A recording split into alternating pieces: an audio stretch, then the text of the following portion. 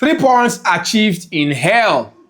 Yes, I said hell, guys, because Jose Butler's team is hell, and we managed to achieve 3 points at away in Getafe's ground. That's crazy, man. And to top it all off, we managed to do it with a clean sheet. And the sweetest part is that we managed to survive without Lamine Yamal in our starting 11. Guys, what are your thoughts on this game? Because in truth, when this game started, in fact, up until the 45th minute, it was bass. Like, it was so much physicality in this game. Like, you could see it that Getafe players were so physical in this game, and they were going to give Barcelona a run for their money, right? But then, as the game went on, at the death of the 45th minute, that was when Pedri came up with a line-breaking pass that set Fermin Lopez up for the goal. And this is a wonderful goal from Fermin Lopez because he picks his spot perfectly. He takes the time to decide, and he slots it in to the right-hand corner of the post to beat David Soria. And that was how the first half ended. Despite the fact that we were playing football, and Getafe, they were coming back, kind of. They were trying to match our style of play. They were trying so hard with their physical play and with their intensive style of play. It was not meant to be today, as Fermin Lopez took the lead in the first half. And that was so important because, in truth, when you look at the particular setup, it felt as if the left-hand side was much more effective because we had Cancelo on the left and also we have Fermin on the left, which in truth it was very effective in the sense that sometimes Fermin Lopez tucks in for Cancelo to do the job, right? We saw that more in the second half because it was a mix of Gerard Martin and Cancelo in that left-hand side. Now, let us talk about this particular setup. We all know how the team set up, right?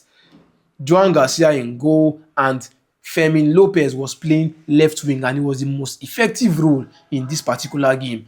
And if you look at the person that replaced Lamine Yamal in the person of Rooney Badaji, he didn't have much of a good game because, let's face it, this is the time for him to get his start in FC Barcelona, right? But then he comes up against Getafe.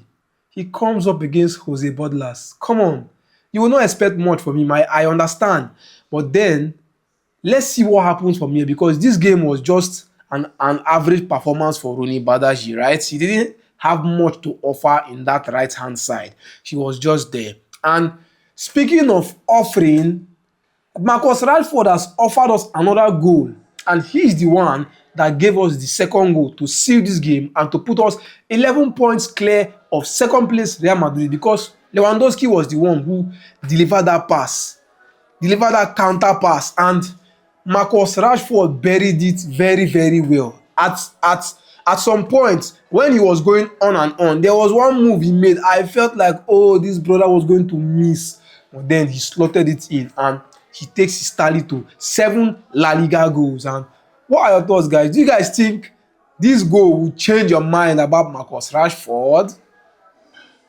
I mean, come on. But anyways, moving on, let's talk about Pedri. Pedri was given the man of the match in this game, and in truth, he got an assist this time around to show for it. At least his efforts were not wasted this time around, and he was doing all that he could in that midfield. He was doing every single thing, playing as he should, and he was paired with Gavi in midfield, who we know Gavi is going to get a yellow card, which he eventually did. But aside the yellow card, Gavi was quite instrumental. We all know how the partnership of Pedri and Gavi is on a normal, and that was what we saw. At least we saw their presence, and man of the match performance for Pedri. He was bossing the midfield as he should, doing the important things that he's supposed to do, and he got a line-breaking pass to show for it. And well-deserved man of the match. Well, for me, aside Pedri, I would have chosen Joan Garcia or Pau Kubasi because Pau Kubasi was a wall in defense this afternoon, guys. He was a colossus, a force to be reckoned with, and he stopped almost every